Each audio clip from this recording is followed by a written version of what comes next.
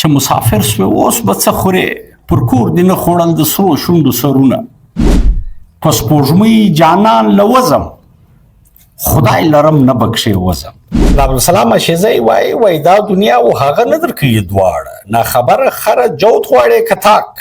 ادبیات او معنویات د زمان و مکان د قید څه مبرای هغه جغرافیه هم نه مني هغه فاصلې هم نه مني هغه سرحدات هم نه مني ځکه چې دا د فطرت ژبه ده. له دغې خاورې څه به بل جهان جوړو د اعظم باید چې پتا کې ابوالعلا ماري وایي هغه د چرګ غوښې حرامې بللې هغه وایي دا بېغیرته پرنده ده ولې وچاړه ته پرېوتې بال و پر دې درلوده ولې د باز رنګه پرواز نه خپلاوئ ته دونه بېغیرته یې چې چاړه ته پرېوتې. ستا د ټولو خبرو څه یو ځای دا ثابته شوه چې ته وایه پښتو ادب سته بلې خوا ته ستا ډېرې ګیلې دي چې پښتو ادب نسته.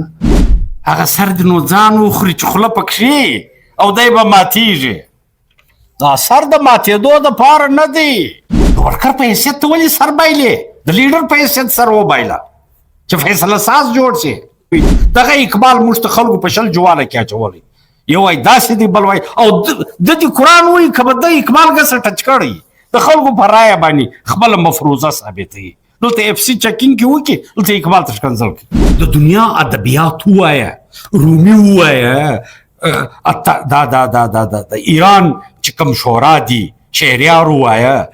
خوشحال د دوو تلو ځای نه درلودې نن یې 400 کاله د مخه ما وتا کوټو نن د دنیا په 45 ژبو کې د سیرت پس تر ټولو ډیر کار پر اقبال سوی دی 9,000 کتابونه د دنیا په 45 ژبو کې زه اقبال اکیډمي ډایرکټر تاسو کله چې لاهور ته راسئ یو چکر راووئ چې زه پتې ویزیټ وکړم خپل ویژن پراخ کړئ خپل ترجیحات ریوایو کړئ.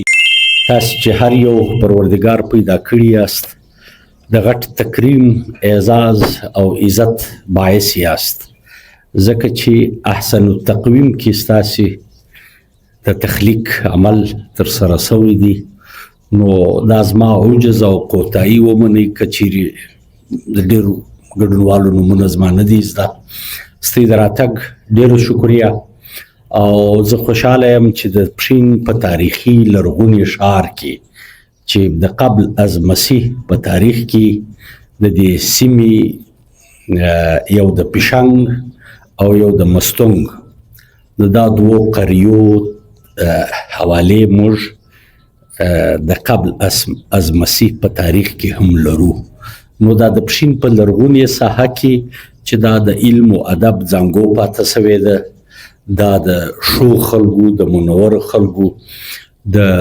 علماو د روحانیینو د متصوفینو د ساداتو خدای دې وبخښي د مغربي پاکستان د اسمبلی ممبرو د پښتو ډېر لوی لیکوالو د فارسي د اردو د پښتو عبدالعلیم اثر افغاني هغه په سادات پښین باندې یو ډېر مربوط تحقیق کړی و دا د 80 په لسیزه کې یو رساله چاپېدل ولس په هغه کې چاپ سوی ده نو دا د پښین د علمي رجالو ډېره اوږده سابقه ده ډېر اوږد تاریخ یې دی او زه ځان خوش قسمت ګڼم چې 2 واره مې یعنی په دې منطقه کې که د علم زانګو یا اشرف البلاد کندهار یا پښین چې د خلک به د علومو د فنونو د زده کړې دپاره ویله چې دنو د تحصیل علم دپاره پښین ته ولاړئ نو پښین یو د خپلې زمانې علمي مرکز را روان دی او تاسې د دې ځای اوسیدونکي یاست 2 واره زما دلته پوسټینګ هم پاته سوی دی او اوس چې بیا زه ما سره محمد نبی صاحب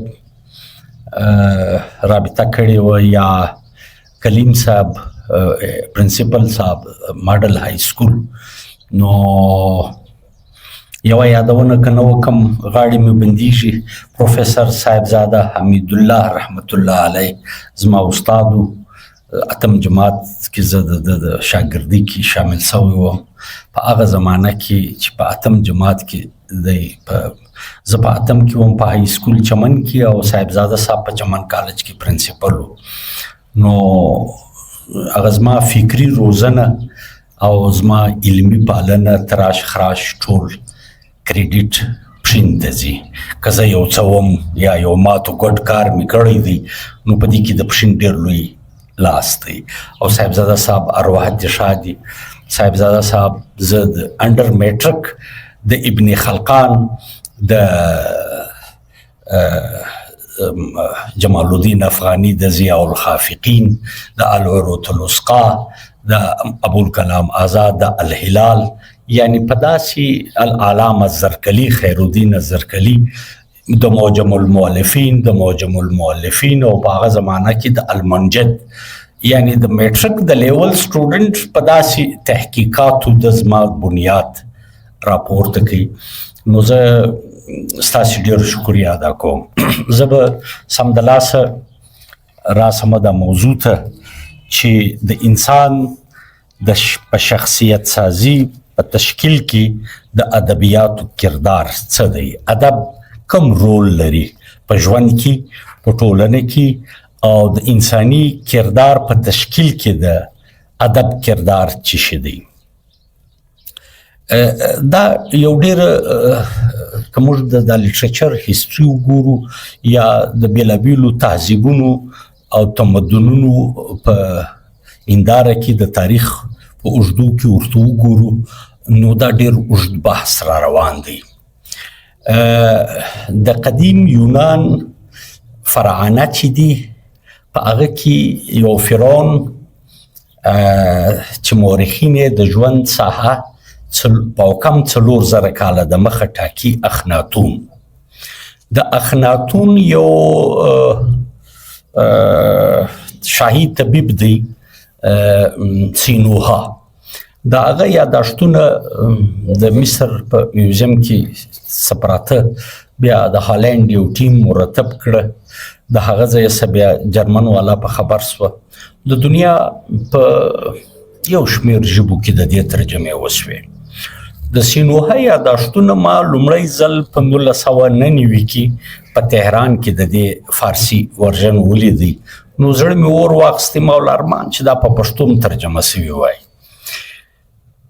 په 2012 کې په جلال آباد د ننګرهار پوهنتون پښتو څېړنه او 2 څېړونکي باندې یو نړیوال کانفرنس راغوښتی و.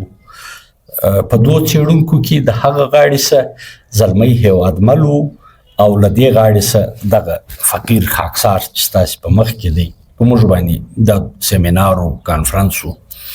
نو په هغه کې چې موږ ورغلو بېلابېلو ادارو د دې کانفرنس په ویاړ خپل مطبوعات چاپ کړي وه چې په هغه کې ډاکټر عیسی ستانکزی چې په جرمني کې اوسیږي هغه د سینوها دغه یاداشتونه چې تقریبا یو 900 صفحې ضخیم کار دی دا د جرمن سه په پښتو راژباړلی و او دانش خپرندوی ټولنې دا چاپ کړی و په دې سیمینار په ویاړ. نو ډېر خوشحاله سوم په د خپل سیمینار دوم نه خوشحاله سوی لکه دا د سینوها کار په دې کې د ادبیاتو تشریح په کم 4000 کاله د مخه انساني تمدني ارتقا د فکر رشد د سیاسیاتو رموز د معاشرت انداز د ادبیاتو ارتقا دا ټول باندې بیلابیل مباحث په هغه کې موجود دي. خو زه بیا داسې لنډ راوګرځوم د ملا عبدالسلام شیزي یو مصره ده وایي ضروري حرفونه وایم آس پر لنډه کوڅه بیایم. نو مازدیګر هم لنډ دی او زموږ ځنډېدلي هم یو هغه سه په کور کې مې تبرکن غرمه ډوډۍ مو خوړله مکلفه بیا مو شلومبې وچښلې لږ ارام مو وکړي. نو کوشش به وکړو چې په تلخیص باندې او ستاسې پوښتنو ته خاص کرستی د پیټرن زه په دې ډېر خوشحاله سوم چې دا د پوښتنو ما ته محمد نبي صاحب ویل چې شیډول داسې دی چې 1 غنټه به ستا لیکچر او 1 غنټه به سوال جواب په دې ډېر خوشحاله سوم چې باهمي گفتگو یې په هغه کې بیا ډېر شیان راوځي. د خیر ادب د عربي اصطلاح مشترغلی ده. ادب د ژوند د راز و رمز خبري په سلیقه مندي په ادب هنر په ښایستګي ټولنې ته پېښول چې په هغه حروفو د انسان د جبلتونو تسکین وسي، هغه ته هوسایي، خوشحالي، شادمانی او مسرت میسر سي. د ادب دی. بیا نو د ادب بېلابېل اړخونه دي چې په هغه کې نظم دی، نثر دی، اسالیب دي، مختلف اسلوب په هغه کې چې خلک خپل مافي ضمیر په څه شي کې بیانولی سي. په ادب کې بیا لکه دا دوه غټ شاخه چې د نظم او د نثر بیشل سوي دي، دغه تره بیا یو دغه تحریري ادب دی چې شاعر معلوم دی، لیکوال معلوم دی، افسانه نگار معلوم دی، ناول نویس معلوم دی. دغه تره بیا یو فوک لیټریچر دی چې ولسي ادبیات، هغه بیا دوه اړخه لري. په ولسي ادبیاتو کې بیا منثور ولسي ادبیات او منظوم. مثلا موږ به د پښتو په ساحه کې وګایږو. په پښتو منثور ولسي ادب کې نکلونه نثر دی، کیسه را روانه ده، ادم خان درخانۍ ده، رابعه او بړیڅ رابعه او هغه کرکټر یې راسیر شو، هغه هیرو فتح خان و رابعه، طالب جان و ګل بشره، دا نکلونه دي چې په د ملي هنداره کې تاسې وایاست. کیسې په نثر کې دي. دغه تره متلونه چې د قومونو د زرونو کلونو د فکري ارتقا د کلکټیو ویزډم محاصل توامونه د تجربو نچوړ په یوه متل کې زر صفحې تشریح ته کولی سي. لکه حمزه بابا دې خدای وبخښي، د خوشحال په یوه شعر باندې تقریبا 600 صفحې کتاب لیکلی دی، د خوشحال خټک یو شعر. دغه طرح په یوه متل چې ته تشریح کوې، یعنې زموږ د آیمو خطابات د متلونو بغیر نه وي، د مرکبانو مرکې، د سپینږیرو جرګې د خپل خبرې د دلیل د تثبیت دپاره متل کاروي. دا د متل کمال دی. دغه طرح په منظوم ولسي ادبیاتو کې ټپه، غاړه، چغیان، دا زموږ هغه کلکټیو ادب دی چې د هغه تخلیقار نه دی معلوم. یوه پیغله پر ګودر ناسته ده، هغه کومه ټپه وایي. یو پښتون په غره کې میږي بیایي، هغه د یعقوبیانو کومې ټپې وایي. رباب یې پر ځنګانه دی، هغه د زړه د مافي ضمیر اظهارات څه ډول کوي. یعنې دا زموږ د ادبیاتو بېلابېل اړخونه دي. ټپه خپل کشتي فورم لري چې څومره زر ټپې دي، دغه سټنډرډ عروضي نظام دی، په هغه کې هغه پرتي، د هغه به اختتام په کوچني یې باندې کېږي. که زه خبر وای چې مرګی دی، ما به د شنو خالو ته ډېر کتلي وونه، او بندیخانې لره میراثه، په زولنو باندې شرنګی در وبوځمه. یعنې دا ټول په کوچني یې هغه اختتام کېږي. نه او 14 سېلابه د دا ټولو هغه ویونکی یا جوړونکی په دې نه دی خبر، خو د طبعي طبع موضوع ده. په هغه کې موسیقیت دی، په هغه کې ریدم دی، په هغه کې رواني ده. دغه طرح غاړه بیا زموږ د جنوبي پښتونخوا چې پښتو غاړې دي، هغه هم کافیه دي او مختصر ترین بحر کې ډېر غټ مقصد په هغه کې بیان سي. دواړې مصرې هم کافیه دي. که موږ د جاپان د هایکو سره د هغه کمپیریټیو سټډي وکړو، هایکو 5 سېلابه ده. اول او درېیمه مصره به هم کافیه وي، خو موضوعات به سپیسیفیک تړلي مشخص موضوعات وي چې د نیچر سره به خبرې د نیچر د فطرت د اصولو مطابق وي پر دغه موضوع به هایکو راګرځي لیکن د هغه په مقابله کې یو بل صنف دی واقع جاپاني شاعري کې د واقع بیا لږ فورم تر دې زیات دی لیکن په دې ټولو په مقابله کې موږ ټپه چې ده هغه مختصره ده مګر متنوع ده د دنیا پر هر موضوع پر معیشت پر غربت پر مسافري پر د مسافرو به څه حالي باران به اوري څوک به ځای نه ورکوي نه چې مسافر شوې اوس به څه خورې پر کور دې نه خوړل د سرو شونډو سرونه یعنی دا د دنیا هر یاس امید غم رومانس عشق مذهب عقیده غازیان شهیدان کوم موضوع غواړي پر هغه باندې ستا ټپه موجوده ده لیکن د دې په مقابله کې بیا مختصر ترین بحر د غاړې دی په سپوږمۍ جانان له وزم خدای لرم نه بخښې وزم استاد داسې فکر کوه په خپل مینه باندې څونه یقین دی او دلته د جانان سره د کمیټمنټ وخت دی هلته سپوږمۍ ځلیږي دلته دا ګرده بیده دي چې اوس څوک ونه ویني رسوایي جوړه نشي خو د مینې د پاکیزګۍ عظمت ته ته یې وګورې په سپوږمۍ جانان له وزم خدای لرم نه بخښې وزم چې پانسۍ ته خېژاوي شریان سیګریټ ولګاوي یعنی ته داسې فکر وکړه چې په دغه لنډ بحر کې د دنیا مواد موجود دي په زرونو دا چې تر راټولي کې د دې کمپایلیشن چې وکړې ویرایټي پکښې ده ستا د قوم انداره پکې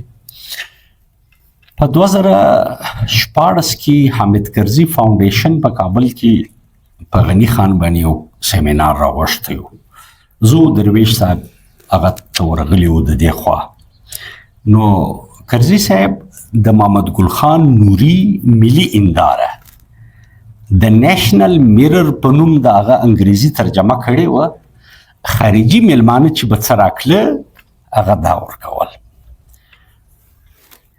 دا فقط نکلونه نه دي هغه زمانې تر ګردو غټ د میډیم د میډیا نه وه دا ټي وي نه وو دا فلمان نه وه دا نقل به ته راواخیستې د ادب ستا د کردار تشکیل څه ته راکوي د فتح خان بړیڅي شپېته بړیڅي ځي هند له هلته چې کومې معرکې کوي یا طالب جان په پېښور په مدرسه کې دی دلته یې میینه پاته سوې د ګلبشره د رومانس د مسافرۍ د لوږو د توندو د خوارۍ د دربدرۍ حالات کیفیت یو داسې زړه راکښونکي منظرکشي یو داسې بهترین فصاحت و بلاغت چې په دې کې موجود دی دا ستا د دننه کردار در جوړوي د مرد و نامرد نقل په دې کې ستا مردانګي اکټیویټ کوي په دې کې ستا همت ولوله غیرت په دا ټولو نقلو کې چې ته وګورې ستا د سماجیاتو یو زورور تصویر دی دغه د نیشنل میرر ملي هنداره خارجانو ته دا ورښکاره کوي چې پښتانه ټیرریست نه دي نه د کرایې قاتلان دي موږ دا روایات لرو دا غیرت لرو دا ننواتې جرګه دود دستور معاشرت سیاست رمز حکمرانی دا ټول کردارونه په دا زموږ په نقلو کې نغښتي دي نو کله چې موږ د لوست زمانې ته راځو بیا دا د خوشحالیاتو سلالش د مخه ده بلکې د جنوبي پښتونخوا په هیسټري کې تقریبا سزر کاله وړاندې د بیټ نیکه مناجات چې موږ د کوه سلیمان په لمنو کې وینو لویه خدایه ستا په مینه په هر ځایه غر ولاړ دی درناوي کې ټوله ژبې په زاري کې دلته دي د غرو لمنې زموږ کېږدی دي پکې پلنې دا وګړي ډېر کې خدایه لویه خدایه دلته لږ زموږ اوربل دی وړ کورګی دی وړ بورجل دی مینه ستا کې موږ میشته یو بل د چا په مله تله نه یو هسک او مځکه نغښته ستا ده د مړو وده له تا ده دا پالنه ستا د خدایه لویه خدایه لویه خدایه.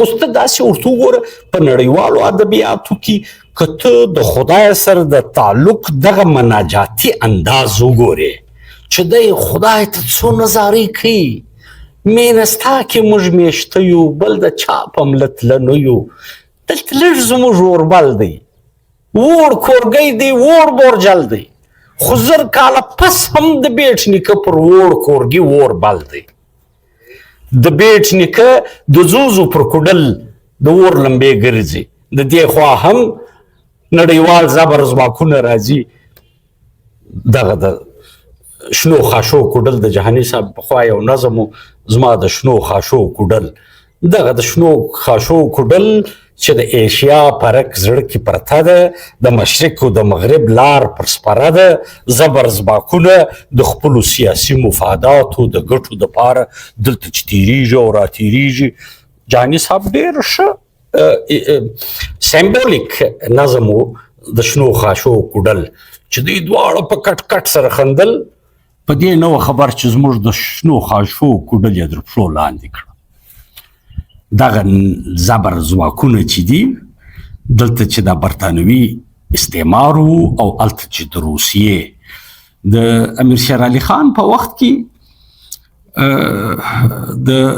دغه چې په لومړي افغان انګلیس جنگ چې مکناټن په کابل کې مړ کړي نو په لومړي افغان انګلیس جنگ پس د سپاه انګریزانو د 15,000 فوجي ور مړ کړي او څه وسو دا ډېر اوږد تاریخ دی وروسته چې انګریزانو خپل سفیر لیږي افغانانو ورته ویل په یوه شرط یې پرېږدو چې مسلمان سفیر به راوستی د جهلم وزیر آباد یو سړی و عطا محمد خان عطاالله خان و بیا دلته چې دوی سفیر وټاکئ عطا محمد خان و هغه ته برطانوي هند لخوا بلکې د برطانیې تاج برطانیې د خوا یو خط ورکړی و چې ته د دې دوو زبر ځواکونو چې برطانیه او روسیه ده د دې په مابینځ کې داسې یې لکه د دوو غټو مسي دیګو په مابینځ کې چې د خاورو کوزه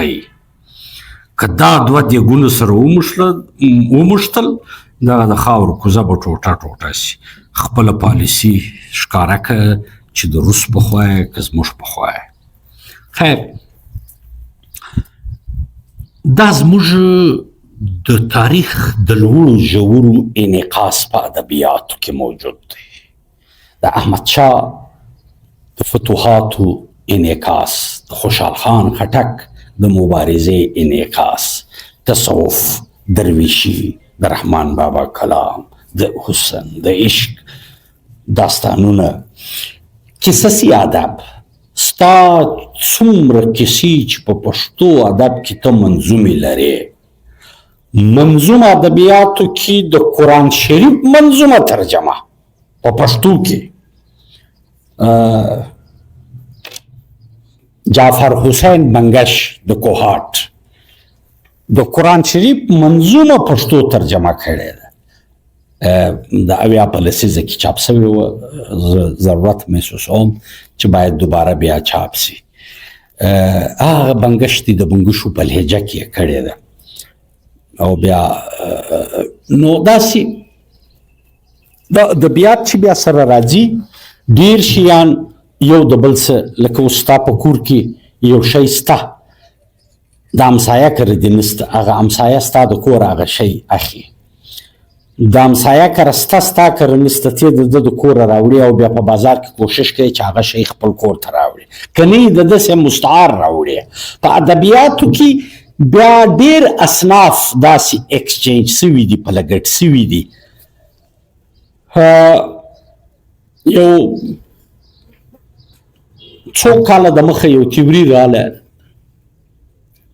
کلیش اف سیویلایزیشن د تهذیبونو تصادم د دې په مقابله کې بیا په 2002 کې د ایران د هغه وخت یو پریزیدنټ محمد خاتمی هغه یونایټډ نیشن ته یو وړاندیز ورکړي چې تاسې را روان کال ډایلاګ بټوین سیویلایزیشن گفتگو بین تمدنها یعنی تمدنونه خبرې سره کوي دا ډایلاګ باید چې د تهذیبونو ډایلاګ سره وکړي د واشنګټن کوم تاوان د مش کړی دی چې ته لوټي لوټي کوي نیویارک سته بصره او کوفه او بغداد تهذیبي ښارونه ولې نړی ته د مشک ولې لپه کوې ته کندهار او کابل ولې نړی ته پر تهران ولې دا غومبر جوړی راسي چې ډایلاګ سره وکړو دا د 2002 خبره ده دا وروسته دا کیسې راغلې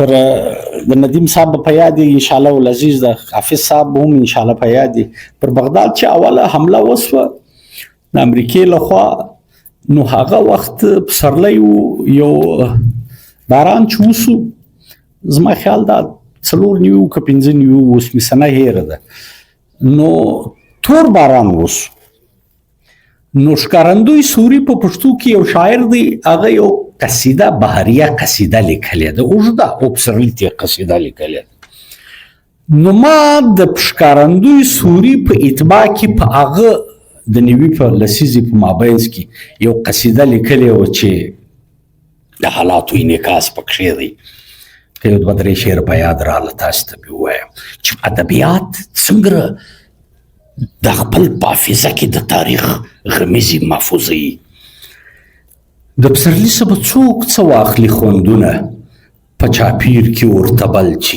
اورونه شنه ښکلا مو یې نصیب لکه چې نه ده زما لومړی شعري ټولګه په 1999 کې چاپ شوه دغه بهریه قصیده په هغه کې سته شنه ښکلا مو یې نصیب لکه چې نه ده د اسمان په لور روان دي تور دودونه ستا د مینې میخانه ماته مقدس وه لویه ځوانه پر بغداد بل دي اورونه د حسن بصره نړیږي ورته ګورو ګویا دا چې مو زیانمن دي ایمانونه او ستا د مینې میخانه ماته مقدس وه څه شي او ګورستان له دې روان یې ګودر ګړوب دی تیار سوي دي د پیغلو کتارونه د ګل څانګې د بلبلو نصیب نه دي تیار سوي شنختې جګې دي پر هر لوري قبرونه زما د عصر د ګلونو به څه رنګ وي زما د عصر د ګلونو به څه رنګ وي اوروي چې فلک تور بارانونه نو دا په هغه وخت کې هغه قصیده وه دغه ادب بیا ستا د تاریخ د حافظې اړخونه دغه کوي و تا ته هنداره درښیي چې اوس ته خپله کومه لار خپله یې عبدالسلام شیزی وای دا دنیا و هغه نه درکوي دواړه ناخبره خره جوت غواړې که تاک اوس ته خپل تشکیل ستا پرواز تر دا مدانه لوړې که خالي د حیواني جبلتونو د تسکین دپاره خپله انرژي او توان په کار اچې دا پتا تعلق لري یعنی د انسان د من دنیا یو خو دغه تاسې مخامخ ورته ګورئ دغه رفیقي چې درته ناست دی دا 5.5 فوټه یا 15 فوټه څو پرون دې بېشتان تور و نن یې بېشتان سپین دي پرون دې په خپلو سترګو کتل نن په عینکو کې هم 4 واره ورته ګوري 2 کاله بعد یې بیا هغه لاسونه چې د خپې په والي هغه به ریږدي 15 کاله بعد هغه ملا چې دی به تک روان و بیا به کړوپ روان عمر خیام په یو څلوریزه کې وایي یو سپین ږیری بوډا روان دی پر ملا رغبرګ سوی دی یو ځوان داسې ورته وګوري پسخند په ووایي بابا په چیش پسې ګرځې دی په پوه شو چې دا هلک خو د ځوانۍ پر نیلي سپور دی ول زوی دلته دا ځواني یو ځای رسیله سوه په هغه پسې ګرځه څومره لو تنبیه ده او څومره لوی حقیقت دی ما یو وخت یو شعر لیکلی و چې د ژوندون له څیرې جیبه د ځوانۍ سکه ایله سوه د ژوندون له څیرې جیبه د ځوانۍ سکه ایله سوه هغه زما مست اندامونه ټول اخته په زلزله سوه. اوس دغه د ژوند ارزښت، د ژوند اهمیت، ادب ستا د کردار سازۍ په لړ کې د روح حیثیت لري. ستا دغه 5 فوټه بدن تا خو دا اغوستی دی، د بندې داسې غوړ پرېولی ګرځې، خو ستا د دننه په جهان کې کوم اضطراب دی، کوم طوفان دی، کوم تلاطم دی، څونه غم دی، څونه ویر دی، څونه خوشحالي ده، هغه چاته نه معلومیږي. ظاهربین مې په رحمان بابا وایي ظاهربین مې په ظاهر صورت غلط سو، په باطن په خاورو پټ خزانه یم. اوس په باطن کې کمې خبرې روانې دي، ستا کمې منصوبې دي، ستا کم ارمانونه دي، ته د کومو مشکلاتو سره پیښ یې. ساینس د فاصلې د ناپولو دپاره میټر او کیلومیټر خو ایجاد کوي، د تللو دپاره کې لیټر او ګرام او توله ماشه سیر من چټانګ راځه نو ټن و میټرک ټن کې ایجاد کړه. مګر د ساینس دپاره د ساینس څخه د خوشحالۍ د ناپولو آله نسته. ساینس د غم د ناپولو پیمایش نسی کولی. غم څونه دروند دی، محاوره ستا ژبه لساني د اظهار پیمانه کوشش کوي چې د غم د اکسپلین دپاره وای غر را باندې رایلاس دونه دروند غم دی لکه غر. اوس غر څونه دی، د دې غم د شدت اندازه د ساینس څه نسته. پر تا خو غنودګي راولي، یو ډرګز یو داسې یو ټیبلټ خو درکړي، تا نشه کړي، خو په هوش و حواس ته هغه ادراک د غم، ستا اسلوب بیان، ستا د ژبې پیرایه محدوده ده، ته هغه شی ادب کوشش کوي چې ستا د پر لارې ته روانې کله کله یو شعر تا ته ډېر خوند درکړي، هغه ستا د زړه کیفیت هغه شاعر بیان کړی. یو ټپه ده، یو غاړه ده، یو سندرغاړی یو شی وایي، د حمید بابا خط پر مخ د صنم راغی که سپوږمۍ سوه په آله کې، دا یې غاښ په خوله کې زیب کا که ژاله سوه په لاله کې. یا په فارسي کې چې وایي تو را دیدم یوسف را شنیدم، تو خو مې مخامخ لیدلی، د یوسف خو مې خالي کیسې اورېدلي. تو را دیدم یوسف را شنیدم، شنیدن کی بود مانند دیدن، اورېدل کله د لیدلو په سر کېدلی سي. تا خو مخامخ وینم، تو خو مې لیدلی. اوس د ادب دغه کمال دی چې ستا د زړه هغه درمان چې چیرې د ډاکټر د نشتر هغه زخم ته د روح و هغه زخم ته نسي رسېدلی، هلته د لیکوال د ادیب د شاعر تورې اغزي ته رسېږي. مثلا پښتو ټپه ده، داسې طبیب به پیدا نسي، داسې طبیب ډاکټر صاحب ناست دی داسې طبیب به پیدا نسي چې ګوري لاس مرض د زړه معلوموي نه. دی خو ګوري لاس مګر خبرې زما د زړه ماته وکړي. دغه ستا د زړه د کیفیاتو د احوالو د اسرارو د بیانولو دپاره د ادب سره د اظهار پیرایه سته. دا شاعر چې محبوبیت و مقبولیت پیدا کوي، دا شاعر چې بیا په سوونو کلونو د خوشحال په دور کې بې حسابه شاعران ستا، د رحمان په دور کې ستا، خو رحمان و خوشحال په دې ژوندي دي چې د انساني ادراکاتو ترجماني یې ډېره ښه کړې ده. دغه ستا مثلا ستا د جهان په تشکیل کې خیر، شر، امید، یقین، د دې فزیکل اگزیسټنس نسته، مادي جسم نه لري. یقین موجود دی خو ته ټچولی نسي. عشق، مینه، رښتیا اخلاص. رحمان بابا وای ګور څه عجب مقام دی د اخلاص چې جهان واړه غلام دی د اخلاص. کله مځکې و اسمان ته خاته ګران دي دا مزل په یوه ګام دی د اخلاص. ساینس خوله وازه نیولې ده. فارسیانو د حیرت ګوتې په خوله کړې چې حمید سخن سازي کا په پښتو. اوس د ساینس نه پس وخیږي. ساینس وایي چې زه کوټې له ځم زه به په موټر کې سپرېږم، زه به پر سایکل ځم، زه به په هلیکاپټر کې ځم، زه به په آس ځم. وسایل دي په اسبابو باندې. مینه ته د لې ناست د خپل یو اصل ادبیات او معنویات د زمان و مکان د قید څه مبرای. هغه جغرافیه هم نه مني، هغه فاصلې هم نه مني، هغه سرحدات هم نه مني، ځکه چې دا د فطرت ژبه ده. فطرت قید نه مني. لمر فطرت دی. لمر چې راوخیږي هغه د هندو کور ته هم دغسې حرارت ورکوي. د هندو په پالیز کې هم هندوانه پخوي، د کرسچن په پالیز کې هم خټکی پخوي، د مسلمان په هغې کې هم پخوي.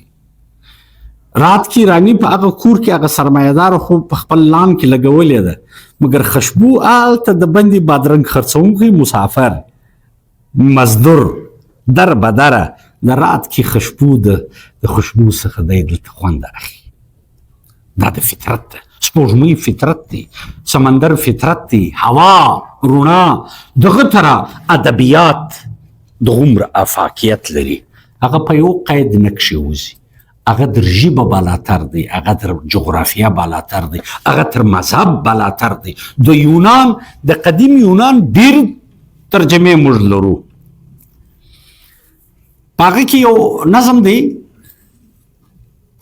چې په هغه کې دا یو شاعر وایي چې خدای ته مخاطب دی. دا بني اسرائیلي روایاتو کې بیا د دې مذهبي توجیهات هم سوي دي. وایي خدای د دې په دنیا مختلفو ژبو دا نظم ترجمه کړی دی. وایي خدای که ته اوس یو شپانه خدای سره مکالمه ده. وایي خدای که ته اوس تر د غونډۍ راواوښتې څنګه به ستړی زه به څنګه زما د پتک یخې اوبه درکړم. اوس د ده په ذهن کې د خدای تصور څه شی دی. ته به زه به وتا ته زما په غوټه کټکۍ پرته ده، که ته وږی وې زه به تا خدای خو مو به راضي ده دا شیانو څه، خو د ده ذهن و ادراک دغونه دی. زه به وتا ته ټکۍ درکړم او زه به د دې کاریز یخې اوبه په تا وچښم چې ما په پتک کې راخیستې دي. که ستا په پښه کې ځوز مات شوی و زه به د دې ځوز څخه تا ته زما په خولۍ کې ستن جګه ده، زه به ستا د پښې ځوز وکاږم. د مولانا رومي په مثنوي کې چې موږ ګورو قصصي اسلوب د دلیل د اثبات لپاره رومي بې حسابه قصې راوړي دي. یعنی نه یوازې د افرادو په تشکیل کې د ادبیاتو رول دی بلکې د اقوامو په تشکیل کې د ادبیاتو رول دی. مثلا د رومي یو کوچنی قصه ستاسو په خدمت کې ده په مثنوي کې. مثنوي معنوي مولوي هست قرآن در زبان پهلوي. یعنی دا وخت په نړیوالو ادبیاتو کې د 40 رولز اف لاو دا د رومي یو څو اقتباسات یو 40 اقتباسات په مغرب کې یو درس جوړ کړی دی. که تاسې براه راست زه خو ډېر افسوس کوم چې زموږ د مدارسو څه فارسیات ووتله. دا ډېر افسوس چې تا ګلستان، بوستان، مثنوي، زلیخا، د جمولانا جامی، د سکندرنامه، دا شیان، منطق الطیر د فرید الدین عطار، دا شیان چې موږ ویله هغه به ستا کردار در جوړوي، ستا ویژن به در پراخ کړي. د تاتار او د چنګیز فتنه چې راله رومي اوس د قوم ته حوصله ورکوي، راباسي یې. اسلوب یې خپل کړی دی. یو کوچنۍ کیسه یې راخیستې ده. وایي په یو ځنګله کې یو مزری و چې دا ټول حیوانان په راګډ به سو چې هر یو به په لاس ورغلی هغه به یې وخوړی. اخر د حیوانانو سلا سره وکړه چې راسې وروره دا هره ورځ غومبر دی دا سره ځغلو را ځغلو د تن وینه مو وچي چې قراندازي به کوو چې د هر چا کوره ختل هغه به په خپل باچا سلامت ته ځي. انو یوه ورځ د اوښ نمبر راخلی، انور به په تسلي تر سبا پورې یوه ورځ اوښ ورغلی، یوه ورځ غویی ورغلی، یوه ورځ مردار هډی ورغلی، بله ورځ پیل ورغلی. خو یوه ورځ چې د سوی قراندازي ووتله، سوی تر ټاکلي وخت 15 منټه ناوخته ورسېدی. 8 بجې سهار د باچا سلامت د خوراک وخت دی. دا د رومي اسلوب ته ګوره. وایي دی چې پر سوا 8 ورغلی، باچا له خشم ورغلی و، مزریله چې دا ناشته ولې وځنډېده. بیا چې وکتله دا یوه ګوله چې پخوا د پیلو اوښو غویی خوړی، نن دا یوه ګوله سوی را روان دی. نور خشم ورغلی، یو وار پر تاخیر خشم، دویم وار پر دغه قلیل الخوراکي باندې خشم. سوی ورته ویل باچا صاحب فقط د یوې خبرې اجازت غواړم. ول زما چې کله کورا وختله بیا پنچایت سره وویل چې وروره د باچا خوراک په دا یوه سوی نه ختمیږي، نو موږ 2 سویان تاله را روان سو. پر لارې چې راکلو هلته بل باچا پیدا سوی و. هغه ویله چې راسئ زه مخورم. ول موږ یا زموږ خپل باچا دی. منډه منډه منډه زما ملګری راسه وخواړئ، زه دا یم درته راورسېدم. باچا له نور خشم ورغلی، و زما علاوه بل باچا دلته څوک دی؟ دول ول چیرې دی؟ ول دلته دی. چې راوستی یو د اوبو ډنډ و، کډی و. بس مزري چې داسې ورته وکتله، هغه عکس یې هلته، ده ورته وغوړمبل، هغه وغوړمبل، پسې ورې لاسو خشم خو 3 واره ستنې د خشم شورېدلې وه، اوج ته ورسېدل. چې ورغلی ځنګل د مزري د افته څه د همیشه دپاره خلاص. رومي د دې کرکس دا راایستلي دي که حالات هر څونه خطرناکي، ته تدبر، تفکر، جستجو، ولوله، همت مه پرېږده. که ته د سوی رنګه کوچنی یې لا هم په عاجزي، مګر ته په تفهیم باندې د ټول ځنګله نجات د هنده جوړېدلی سي. د تاتار په فتنه کې رومي و قوم ته حوصله ورکوي چې تی راپورته سي، د تدبر څخه کار واخلي، د نجات لارې پیدا کوي. ښه، اقبال چې کله د پیر رومي په پیروي کې مرید هندي د ځان ټاکي، دغه تره اسلوب خپلوي، دغه تره تا ته په اسرار خودي مصنوي کې د کردار سازي خبرې کوي، د کردار د تشکیل خبرې کوي، او په رموز بې خودي کې، په اسرار خودي کې د فرد تشکیل، فرد څنګه جوړیږي، کم انګریډینټس ریسیپیز سره ګډ که شجاعت، مړانه، ولوله، حوصله، فزیکل اگزیسټنس، دی دا اریړي ماجون کشتې سره کوټي تا ته درکوي، ستا قوت عشق بیداري، ستا قوت ولوله بیداري. او کمال خدا کوي چې دغه ستا د موبایل کې مختلف پروګرامونه دي. نن هلته په سکول کې، های سکول کې فنکشن و، ما دا یو مثال ورته تاسو ته دا مثال ضروري دی چې دغه په دې کې چې کوم سافټویر دی، په دې سافټویر کې چې څومره پروګرامینګ دی، دا خو انساني ایجاد دی. په دې انساني ایجاد کې چې د انسان څونه پروګرامونه دي، موږ خو دغه شناخته یو څو پروګرامه د حسب ضرورت، ایمیل دی او فیسبوک دی، انسټاګرام دی او فلانا دی او دا یوټیوب دی او داسې او داسې. لیکن اصل سړی چې دی نه، موږ ټیکنیشن له ورو چې د دې سافټویر ور اپډیټ کا، که څه هم د سافټویر اپډیټ لږ اوس په بله معنا هم استعمالیږي، خو باید سافټویر سړی تر هغه ځای نه ورسي. وایرس مه راپرېږده، خپل سافټویر په خپله تازه ساته. څه په ولې په منفي شیانو ګنده کوې؟ یوه پلار غلی کاکا خپل ژوند د اعلی اهدافو دپاره تېر کړه، خپل ترجیحات رې وایو که ادب تا ته دا درښیي چې ستا ترجیحات ته لوړ کښېږدم. اوس نو د انسان په من کې چې خدای کم سیم ایښی دی، او د خدای انسټالیشن چې په دې انساني سیم کې خدای کړی دی، اشرف المخلوقات انی جاعل فی الارض خلیفه، دا زما، دا شاکار، دا پر دې مځکه زما خلیفه دی، نائب دی. دغه تخلیق ساز، دا تقدیر ساز کردار خپل که، فقط حیواني جبلتونه، خوردونوش، د مرګ دپاره ژوند، دا څه معنا لري؟ ته راولاړ څه هغه اوصاف، بلکې په یو شعر کې اقبال خدای پاک ورته وایي وایي څنګه دی زما جهان؟ اقبال وایي چندانې جان نه دی. الله تعالی ورته وایي وایي برهمې کا، خپل جهان په خپله جوړ کا. دا د معرفت انتها ده چې نوی جهان ته جوړولی سې. حدیث بے خبران است که تو با زمانه بساز، اگر زمانه با تو نسازد تو با زمانه ستیز. یا مذهب زنده دلان خواب پریشانی نیست، از همین خاک جهان دیگر ساختن است. د زنده دلانو په مذهب کې د پریشانی د خواب هیڅ گنجایش نشته. له دغې خاورې څخه به بل جهان جوړو. د اعظم باید چې پتا کې ته چې په یوم الحشر د 18,000 قومه په مخ کې د حضور اکرم صلی الله علیه و آله وسلم د شفاعت غوښتنه کوې، ستا عمل باید چې د دا لیولي د دې سټنډرډ وي چې د نورو پیغمبرانو په مخ کې حضور پتا خیال وکړي.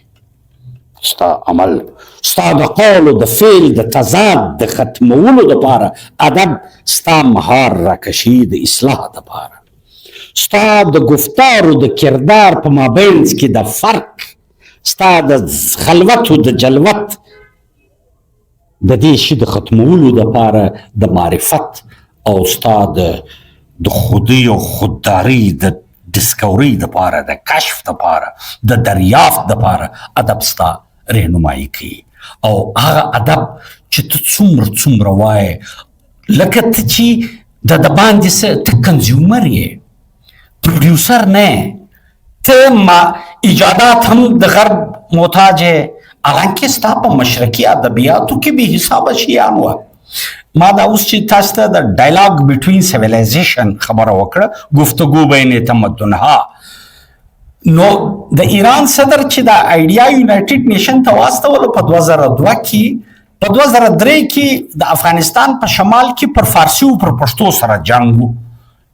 پښتنو هغه وژل، هغو دغه وژل په ژبه باندې. ما چورت وایم مال د ادب څه کم مرهم سته چې د دې خونریزۍ مخ ونسي. په پښتو شاعري کې یو صنف مې دریافت کی، شیر و شکر. شیر شده، شکر خواږه بوره، شیر و شکر یعنی دا چې په لوړې د اقوام دا تهذیبونه چې شیر و شکر سي، یو د بل سره چې په مغزي ګرځي، نو خو مغزی به بایلې راسه چې سره وګایږو، راسه چې د زړه غوټې سره وشنو. که ته ملامت وي وروره، ستا به زړه سپک سي، که زه ملامت وم زما به زړه سپک سي، راسه چې سره وګایږو. دغه شیر و شکر په صنف باندې مې تحقیق وکړي. 4,500 کاله زوړ د خوشحال سلا د مخه موږ د شیر و شکر ډېرې نمونې لرو. په هغه کافیه، ردیف، بحر کې نیمه مصرع فارسي ده، نیمه پښتو ده. په هغه کافیه کې، په هغه ردیف او بحر کې نیمه مصرع فارسي ده، نیمه پښتو ده. خوند یې کړی دی. دغه هغه اقوام دي د انسانیت د زخمونو دپاره هغه مرهم دي چې نن جل جلاله، نن مغرب د رومي د مصنوي اکسیر اخی، نن مغرب او مشرق. حافظ صاحب نن یو ډېره ښه خبره وکړه، دا وخت د حکیم الامت مطب اسلام آباد د دنیا د توجه مرکز دی. د دې ځای څخه د امن کشته وړي، د امن اکسیر وړي. اقبال وای مشرق سے ہو بیزار نہ مغرب سے حذر کر، فطرت کا اشارہ ہے کہ ہر شب کو سحر کر. د جهالتونو هر شپه به ته سحر کوې، دا د فطرت اشاره ده. د مشرق او د مغرب څخه پیلوتهي مه کوه. ته د بین الانسانیت دا دوه بال و پر، مشرق و مغرب، دا که په مخالف سمت محو پرواز و، دا د تصدم باعث دی. دا خاکی جهان د وینو اماجګه نسی جوړېدلی. راسه ودې ته مینه ورکه، راسه د ورورۍ فضا جوړه که. ادبیات تا ته اصلاح درښیي، تا ته امن درکوي، تا ته خوشحالیانې درشي، تا ته ترقي درشي او ستا د پرمختګ دپاره لارې چارې سنجوي. زما خیال زما ټایم دغه نو نور هم دا څه سخي کوربه مو دی ماشاءالله. نو زموږ یعنی لکه موږ چې په ایجاداتو کې د بل محتاج یو، انډسټریز، موږ ټکنالوژي، زموږ خپل ایجادات څه شي دي، لہذا موږ باید چې په تخلیقي توان موږ داسې یو اعلی او ارفع ادب تخلیق کړو چې هغه به د نړۍ په نورو ژبو کې ترجمه سي. ته خیال په وکړې په 1923 کې اقبال په دغه باندې یو مقاله لیکلې او په خوشحال خان خټک په برټیش آرمي کې په هغه زمانه کې یو میجر جارج هنري راورټي هغه یو کتاب لیکلی و A Selection from Afghan Poetry. هغه د پښتو شاعري غورچاڼ چې دا سلیکټیو شاعري په انګریزي ترجمه کړې و نړیوالو ته وړاندې که په 1905 کې د اقبال په لاس هغه ورله هغه چې د مطالعه کړی ډېر خوند یې ورکوي.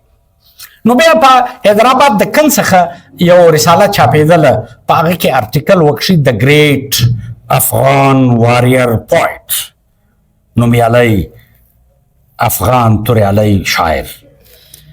په هغه کې هغه زمانه کې امان الله خان د افغانستان حکمرانو هغه ته وویله چې تاسې یو مکمل د منورینو ټیم جوړ کړي چې مکمل خوشحال په انګریزي وژباړي. دې انګریز خو د خپل ذوق مطابق سلیکشن کړی دی، ګرد خوشحال په انګریزي وژباړي چې دنیا په خبره سي چې دا د هیومن انټلیکټ څومره لوی اسیټ دی، دا څومره لوی فکري اساسه ده چې دنیا د دې څخه ګټه واخلي. مثلا زه به یو دلچسپه خبره درته د خوشحال د شاعري د دیوان فقط دغه نه دی چې که زه نه وای تا به خوا لره بلل څوک پر پالنګ به دې دا هسې در ختل څوک دا یا ما خوب لیده په خدای روزو ته سره پخلایو خوږې خوږې خبرې د زړه حال یو بل وایو له ما څخه مینای له ما څخه کتاب وي پکې واړه غزلونه له تا څخه میناوي د ګلزار په تماشایو مطرب راته لورایه په تارونو لیندۍ ایښې چې شي له هر څه بې پروایو داسې غسیر دی. یعنی خوشحال په ټایم مینجمنټ 400 کاله د مخه ساعتنامه لیکلې ده، 400 کاله د مخه. یو ریشین انجلي په خوشحال پی ایچ ډي کړې ده، هغه وایي چې شارټ هینډ دا د جدید دنیا ایجاد شارټ هینډ دا خوشحال ایجاد کړی دی.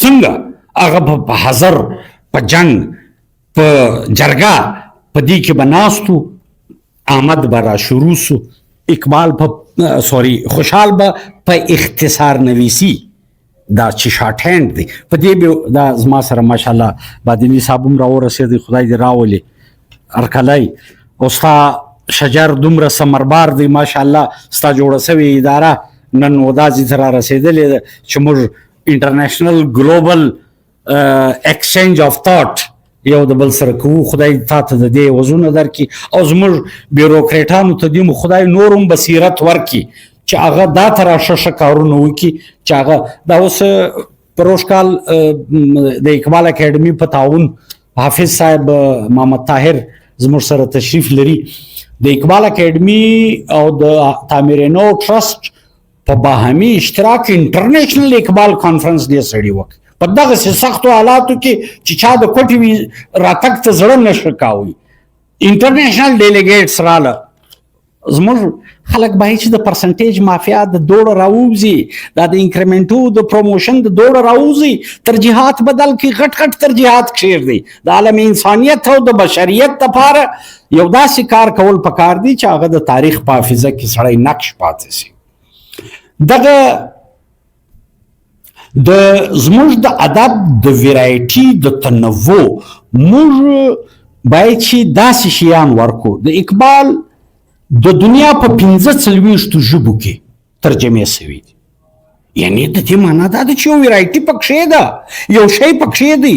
د رومي څومره ترانسلیشن شوي دي، د فیهی مافیهی د ناینامه د مثنوی معنوي د دیوان شمس تبریز دغه ترا ورسه د عمر خیام د رباعیاتو 19 ژبو یو ایډیشن ایران چاپ کړی دی چې په 19 ژبو کې د هغه ترجمې شوي دي. موږ تر اوسه د خوشحال ترجمه پوره نه ده کړې.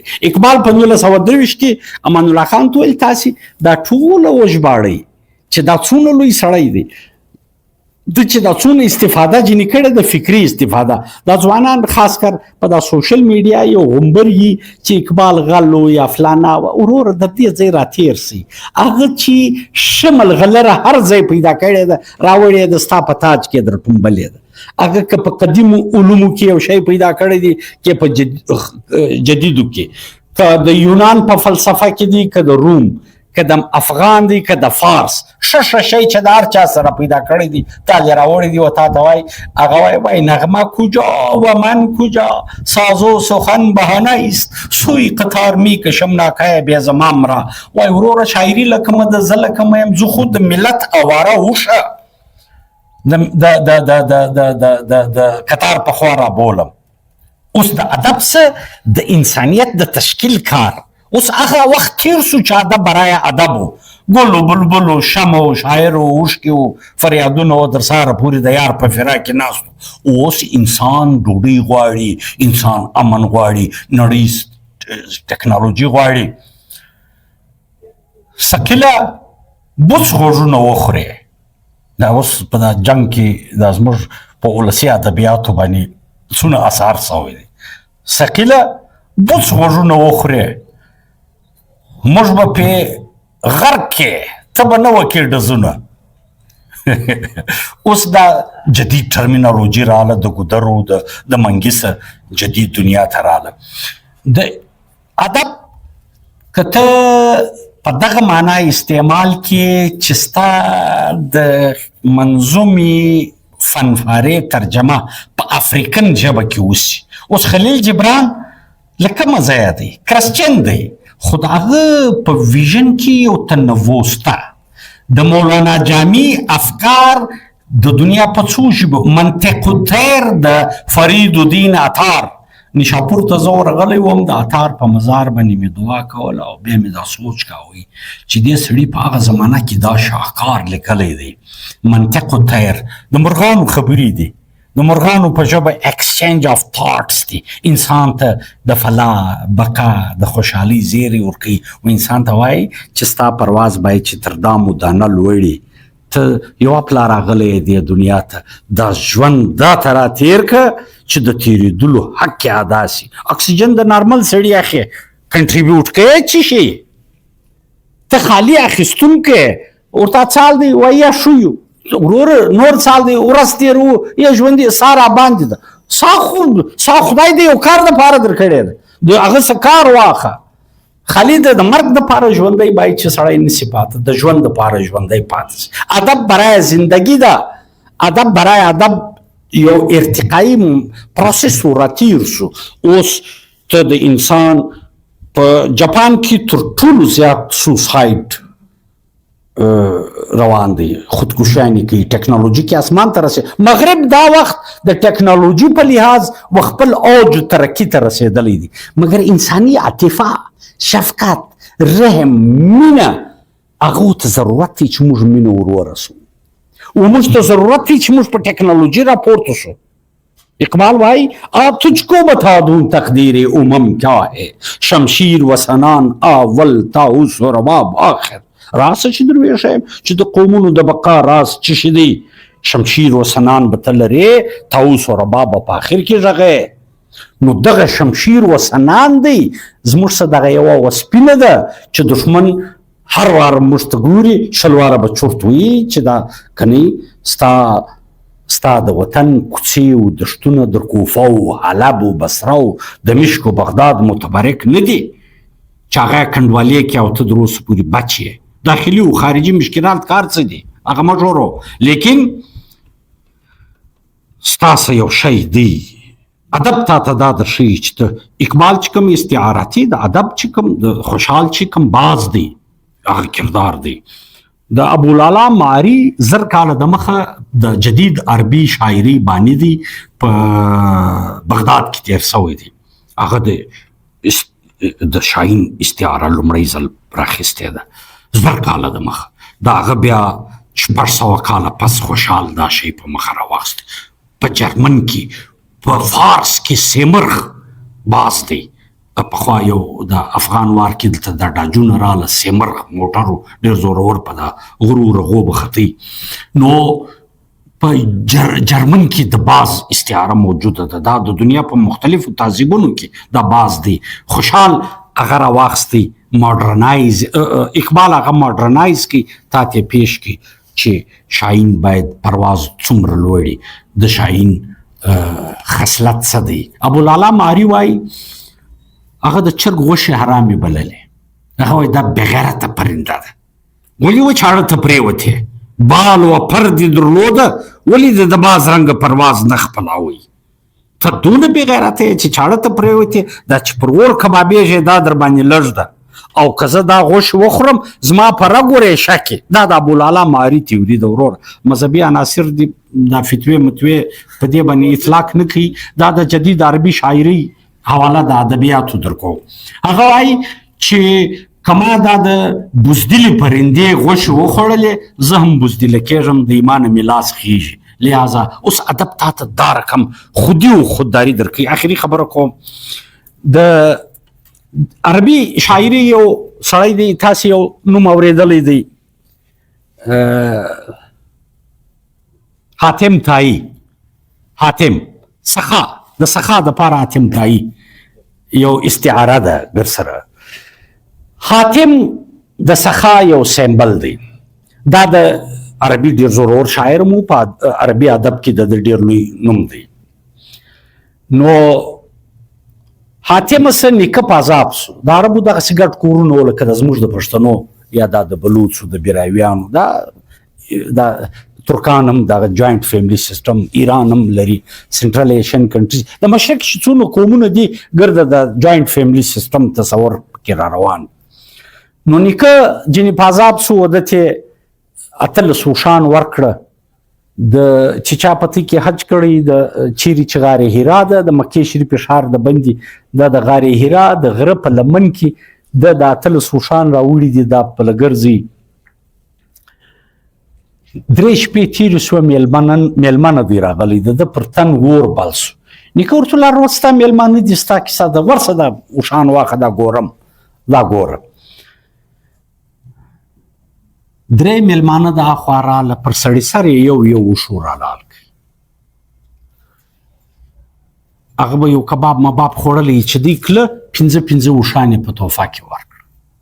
3 حلال کړه، د 18 چې 3 وباسې 15 پاته سوه، 15 یې پر 3 تقسیم کړه، 15 یې په تحفه کې ورکړه. پر لنګت وغورځېده، یو عربي شعر یې ووایي، نیکه نوم یې یاد کړي، وایي دی چې نو اوس وایي هغه دې وایي ما خپل زړه سوړ کړي. د هغې خوا چې رالی نیکه ورته ګورم څه سو، د اوښان څه سوه، ول هغه ګله څه سوه، ول هغه ولاړه. ول چیرې ولاړه؟ ول هلته چې راغلې وه ولاړه پر خپله لار. نیکه بیش په لاس ورکړ. په بیش کې یو آس ورلی، د شپې سوالګره راله خیر غواړي. د حاتم د کوره څنګه خالي لاس ولاړه، سیدول یې ور ودرېږ، د بندې راوتې آس یې حلال کړي، د آس یې ورون یې په لاس ورکړي. الله الله خیر سلام. په دربار کله چې د حضور اکرم صلی الله علیه وسلم د راتګ لږ د مخه حاتم وفات شو، نو د حضور په دربار کې د 2 لوڼې مسلمانانو ته په یو غذا کې په لاس ورلې، هغه پیش شوې. بیا دوی چې تعارف وکړي، حضور اکرم صلی الله علیه وسلم پوړنې پر سر ور واچوي، او ستی د پلار د دربار څوک خالي لاس نه دي کړلي. ستی د پلار ټول صفتونه مؤمنانه وه، نو د دربار نبوي ستی د ازادۍ په صورت کې ولاړ سي. حاتم ته چا وویل چې تا دا سخا د چا څه زده کړه؟ دوی ټول د مستري څه. څنګه؟ ول مستري چې به دیوال جوړوي، راکه خښته راکه خښته راکه خښته راکه خښته، د را ساته چې به ده غوښته لیبر به خښته ورکول، نو دیوال به جوړ سو، بیا به بنګله جوړه سه. ول ما خدای بس راکه زه بیا په دې خورم، په دې بیچرم، په مسکینانو به بیچرم. نو سخا ما د مستري څه زده کړه. نو دغه تره په ویلن کې د سخا په ضد متضاد بخل دی، د بخل استعاره قارون دی. و قارون ته چا وویل چې تا دا بخل د چا زده کړې؟ ول د مستري سه.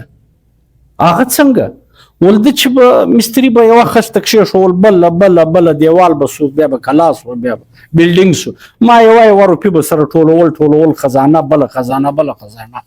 دا اوس ادب ستا رهنمایي کوي چې ته د سخا په لور راځې، ته خپل مثبت کردار اکټیویټۍ ستا په سیم کې دواړه موجود دي. ما درته ویله چې ملا عبدالسلام شیزی چې تا ته وایي چې دا دنیا و هغه نه درکوي دواړې. اوس ته څه شي کومه خوا مثبت شیطان په لار ځې، کم د رحمان په لار ځې؟ مثبت کرکټر اخې که منفي کرکټر اخې؟ دا ستا د کردار په تشکیل کې د ادبیاتو رول دی. ما سوال دا دی چې لیټریچر یعنی ادب هغه د انسان یو کردار جوړوي، مثبت کردار، خو دلته د ماحول هم خبر راځي. یو غل د ماحول څخه غلا یې زده کړی دی، دی غل جوړ سوی دی. آیا د ادب وینګه دی د خپل جزه چې کوم صفت دی د غلا چې دی کوي، د دې چې کوم کردار دی، د دې په خلاف به دته یو قوت ورکوي؟ آفرین، دا ډېره ښه خبره ده. دا د ایډمنسټریشن خلک ناست دي. ادب ته د تصوراتو څخه د حقیقت دنیا ته راولي. یعنی ما تا ته ویل په تصور کې خیر موجود دی مګر فزیکل ایگزسټنس یې کمه دی. شر موجود دی، ته فزیکلی نسې محسوسولی. نیکی، بدی، عزم، حوصله، همت، ولوله، دا کار د هغه کرکټر دی چې ستا د شخصیت د تشکیل دپاره ضروري دی. د دبندې دپاره خو تا صدري واغوستل، ډوډۍ دې وخوړل، ستا د روح خوراک څه شي دی؟ ستا کرایم انسان د خارجي عواملو څخه دومره مغلوبه سي. د پېښور په جیل کې په یو دیوال یو سړي یو خبره لیکلې وه. هغه چیرې چې د 302 قیدیان ورځي د پانسۍ په انتظار شي، یا خدای خبر کومه مرحله یې په دا جوډیشري زه ډېر نه پوهېږم. په هغه باندې یوه خبره لیکلې وه، د 5 منټو غیرتمنه د 14 کالو بې غیرتۍ له په خیر راغلی. یو سړی په جاپان کې خودکشي اراده یې کړې ده، ځي یو پل دی تر دې پله ټوپ وهي چې زندگی ختم کړي. په لارې یو ایشین پان خوړلی دی، کاغذ یې بې ځایه غورځولی دی. دته دا تکلیف، هلته خو د ژوند خاتمه کوي، دلته د دې کاغذ په غلط استعمال باندې خشموم ورلی. راپورت یې کوي چې دا هر ځای ته ورسوم نو بیا به خودکشي وکړم. چې راپورت یې کوي په هغه باندې یو شعر لیکلی دی چې ژوند ډېر ښایسته دی، که کمی ده نو په تا کې ده. سړي د خودکشي اراده خاتمه کړه. د پښتو یو شعر به زه درته ووایم: سترګې دې روڼې که او ښه یوه جمال ته ګوره. سترګې دې روڼې که او ښه یوه جمال ته ګوره. ژوند یو جانان دی چې ښکلا د خپله ځانه غواړي. ستا د ټولو خبرو څخه یو ځای دا ثابته سوه چې ته وایه پښتو ادب سته، بلې خوا ته ستا ډېرې ګیلې دي چې پښتو ادب نسته، او بلې خوا ته موږ ته ډېر دعوت راکوې چې باید پښتو ادب راسي، یا که ستا باید موږ وژباړو. پښتو ادب سته که نسته؟ که چیرې ادب سته بیا ولې پښتانه د دغه رقم مشکلاتو شکار دي؟ دویم سوال، تا د مولانا رومي خبره وکړه. د هغه وخت رومي د هغه وخت د تاتاري خلاف یو دوا اعلان کا، هغه دوا کار وکړي، د تاتاري سي نجات ورکړي. د نن رفیقي د نن د تاتاري خلاف و قوم ته کم د نجات پیغام ورکولی سي؟ آفرین، دا بیخي بنیادي سوال دی. اول خو خبره دا ده چې ته خدای په کم قوم کې خلقلی، یا په کومه ژبه کې پیدا کړی، یا په کومه جغرافیایي ایریا کې پیدا کړی، دا ستا په اختیار نه ده. صحیح ده؟ په کومه کورنۍ کې پیدا کړی، په بازار کې به څوک سلام نه ورچي، دلته به تور تلالا ماښام ستا په پلاني باره کې څنګه خوښه ده. دا نسبي جبر دی، هغه جغرافیایي جبر دی، دا زماني جبر دی، خو اختیار ستاسو دی. ستا د ادب شاهکار د دې وړ دی چې هغه د هغه کرسچن پر زخمونو مرهم کښېږدي که نه دی.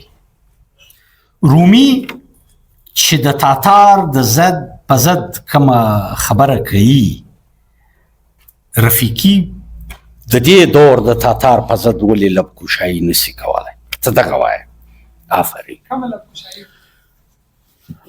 اقبال څه چا پوښتنه وکړه چې ستا چې کوم مقام وړ و ستا هغه پذیرایي نسته. ده ورته ویله چې د شاعر سترګې روڼې د زمانې سترګې پټې، چې د شاعر سترګې پټې سي د زمانې سترګې روڼېږي. نو د رفیقي زه ستا ته هېڅ نه وایم، دا د ده په آثارو کې به تاسې بیا وینئ. د رومي په عصر کې د رومي هغه پذیرایي، یعنی ته سوچ وکړه مولانا د خپل زوی څه دغونه تنګ دی چې خپل معشوق شمس هره ورځ د ده د زوی د لاسه در په دره ژاړي، او آخر دونه نه پس تنګی سي چې کونیه پرېږدي. تاسې ترکي که ولاړاست کونیه ته خامخا ولاړ سئ چې چیرې مولانا ښخ دی. خبره دی ده چې د توتکۍ د مشوکې اوبه د نمرود پر اور باندې اچول ضروري دي. ابراهیمی اقبال وایي یہ دور اپنے ابراہیم کی تلاش میں ہے. دا دور د خپل ابراهیم په تلاش دی. نجات دهنده څوک جوړیږي؟ ستا کرکټر، ستا ویژن، ستا سوچ، تدبر، تفکر د دیواله به ځان نه رایلکه. دیوال ته به سړي ایجاده ورخیږي، کلنګ ته به لاستې ورجوړې کار به کوې. په دا سر کې خو نو ماغزه دي. یو لمسیو د نیکه یاري وسره ما په د خپل استعاراتي ادب کې دا کیسې م راوړي. شعر مې اوس هېر دی خو تیم یې دا و چې د نیکه و د لمسي یاري وسره نو لمسي و نیکه ته سر ورخرایي. ول نیکه زما خیال په ځواني کې ډېر بې ایمانه وی. دا سر دی یو ځای نه دی مات سوی، نه د چا سره جنګ کړی دی، نه ډبره پر مشرتې ده، نه بیلچا پر مشرتې ده. ثابت سر قبر له وړې څه فایده؟ نیکه لاندې ناست دی، سر نیکه ورته لږې نود کا لکه چې دا ویښتان سم سي. وچ سر خو نو خریل زور غواړي. موږ تر اف اس سی پورې بابا دې خدای وبخښي د اف اس سی پورې موږ ته سر راخرایي ریګولر. نو نیکه پر غږ کړله او زوی په سر کې خو خوله پرته وه. هغه سر دې نو ځان وخوري چې خوله پکښې او دی به ماتېږي. دا سر د ماتېدو دپاره نه دی. جهاني صاحب وایي خالق مې ککرۍ سجدې ته نه ده پیدا کړې، تنده ماتوم دې لګومه خو دې نه. اوس خبره دا ده چې ستا په سر کې خدای چې ته په احسن التقویم کې جوړ کړی، ته د شپېشتو په قیمت د بادرنګ په قیمت ولې سر پرې کوې؟ ورسېږه د ورکر په حیثیت ته ولې سر بایلې؟ د لیډر په حیثیت سر وبایله چې فیصله ساز جوړ شي. زموږ خو المیه دا ده چې زموږ لیټریسي ریټ کم دی، زموږ ته د اګهي کړکۍ بندې سوي دي. دغه اقبال موږ ته خلکو په شل جواله کې اچولی، یو وایي داسې دی بل وایي، او د دې قرآن وایي که به د اقبال ګسه ټچ کړی د خلکو په رایه باندې خپله مفروضه ثابتوي. دلته اف سی چکینګ کې وکړي، دلته اقبال ته ښکنځل کړي. وروره داسې نه ده. د دنیا ادبیات ووایه، رومي ووایه، د ایران چې کوم شعرا دي شعریار ووایه، داسې د سنټرل ایشین شاعري او ازبک شاعره ده ګلچهره نور تخلص دی. دغه یو نظم دی کوچنی، السلام علیکم د دې عنوان دی، السلام علیکم تاجک ادبیات. وایي زه چې کوچنی وم ما ته مور پلار تر ټولو د مخه دا کلمه را زده کړه، السلام علیکم. وایي زه په دې نه پوهېدم چې د دې کلمې معنا څه شي ده، خو دونه پوهېدم چې ما به چاته السلام علیکم ووایي د هغه بیزی څهره به وغړېدله، مسکا به پر راله، زه به یې ونازولم، چا به ټافي راکړه، چا به روپي راکړه. ما دا نظم ترجمه کړی یم دی. نو وایي چې څومره زه راغټېدلم د دې لفظ په معنا او مفهوم پوهېدلم. نن چې د ژوند د ارتقا په دې پړاو کې یم، زه چې سهار وخت د خپلې کمرې کړکۍ خلاصه کړم او کائناتو ته وګورم نو زه کائناتو ته وایم چې السلام علیکم ته د خدای سلامت لري د بارودو د هغه شر څخه چې انسانانو ستې د تباهي دپاره پیدا کړي دا وساتې سوچ دی چې کائناتو سلامتي د بارودو د شر څخه غواړي السلام علیکم دا ادبیات او دا دور دی دا په ادوارو کې بیا دا راځي خوشحال د دوو تلو ځای نه درلودی نن یې 400 کاله د مخه ما تا کوټو اقبال باندې په ژوند کې ډېر مشکلات وه نن د دنیا په 45 ژبو کې د سیرت پس تر ټولو ډېر کار پر اقبال سوی دی 9,000 کتابونه د دنیا په 45 ژبو کې زه اقبال اکیډمي ډایرکټر تاسو کله چې لاهور ته راسئ یو چکر راووئ چې زه پتې ویزیټ وکړم خپل ویژن پراخ کړئ خپل ترجیحات ریوایو کړئ په ترجیحاتو کې غټ غټ خوشحال یو ځای وایي د بلندي په قامت باندې مین یم هر چې لوی کارونه کاندي هغه لوی سي نو لوی سبا چې سړی لوی سي ښه بل تاسو سوال اورنګزیب بادني صاحب یو خبره کوم چې اورنګزیب بادني صاحب نه وای نو بیا ډېر شو چې دا خبره ما دلې کړې وای تا دلته یو خبره وکړه تا ول پښین د ادب د علم یو ډېر غټ دغه مرکز ولو حافظ صاحب زموږ پښین ډېره لویه آبادي ده رفیقي صاحب جی زموږ ته وایي دا د علم مرکز هم ولو زموږ په پښین کې څنګه زه یا نوی نسل به دا وبیني چې دا د علم یا د ادب یو مرکز و چې په دې 10 لکه یا 15 لکه آبادي کې یو چاته الله پاک دومره توفیق نه کوي ور چې یو داسې کوچنۍ لایبرري جوړه کړي اورنګزیب صاحب د پښین نه ولو د دې ست ماماګان د پښین دي د پښین پر ولس دومره لوی احسان وکړي چې په د خپل بساط مطابق دغه د لایبرري د پښینو خلکو ته دغه کله چې په دې کې اوس هر میاشت 2 سټډي سرکلان کیږي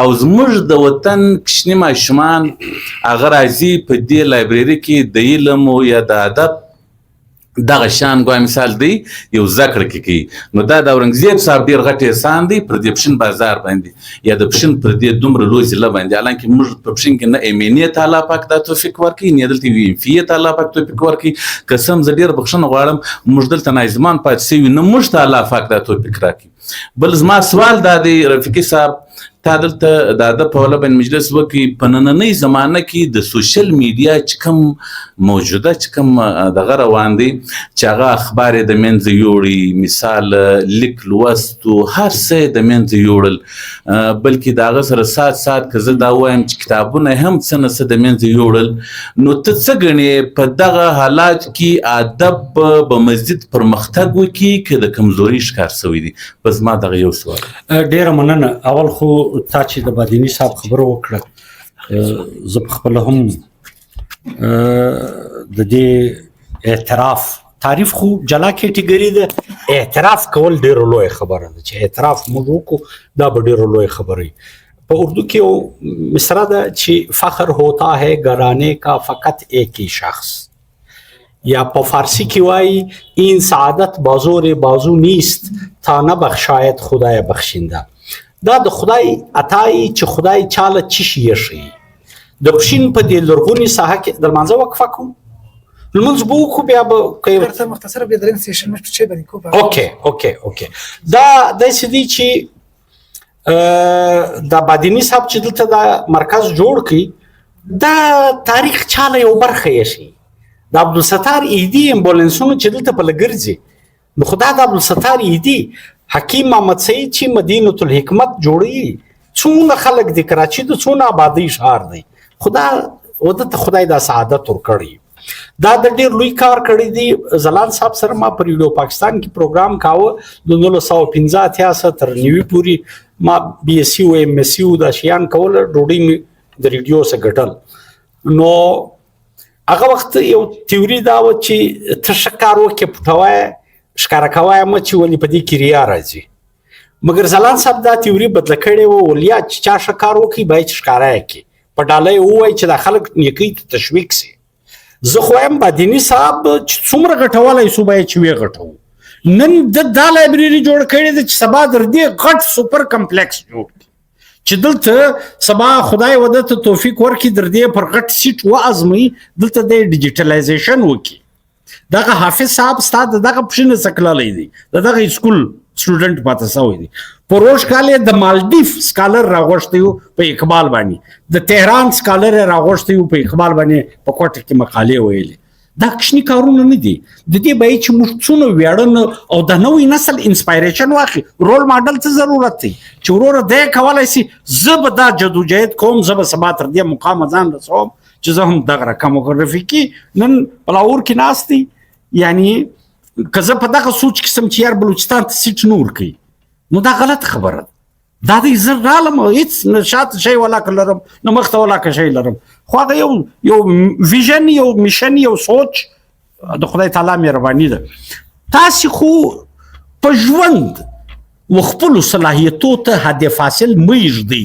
چې وروره دا د سفارش دور دی دا هغه د لټانو خبرې دي چې خپلې قایلې پټوي و یاره دا ماته نه راکوي یا موږ ځپلي یو یا موږ خوار یو وروره زه دغه خاورې بچی بلکې زه په دا فخر کوم چې زما په لوکل سرټیفیکیټ ضلع پښین لیکلی دی هغه زمانه کې چمن هم د پښینه سره منسلک و نو همت پتا دی ریزلټ پر پروردګار دی ستا مارکینګ ما په یونیورسټي کې چې به کلاس اخیستې ما ګوره ته د استاد سره نمبرو خواستونه مه کوه نمبر پتا دی چې ته څونه مارکس اخلې دغونه تیاري وکړه خامخا به درکړي یو هغه په کمپټیټیو اگزام کې لږ سیکرټ که راساوټ نسو ولا یو هلک کمپټیټیو اگزام ما چکاوی پیپر 94 نمبرونه مې ورکړه والله بالله کې در اوسه یا پیژنم یا را معلوم دی چې دا څوک دی خو پیپر یې د دې لیول و مال که دا کیس کوټ ته ولاړ شي په کوټ کې زه دا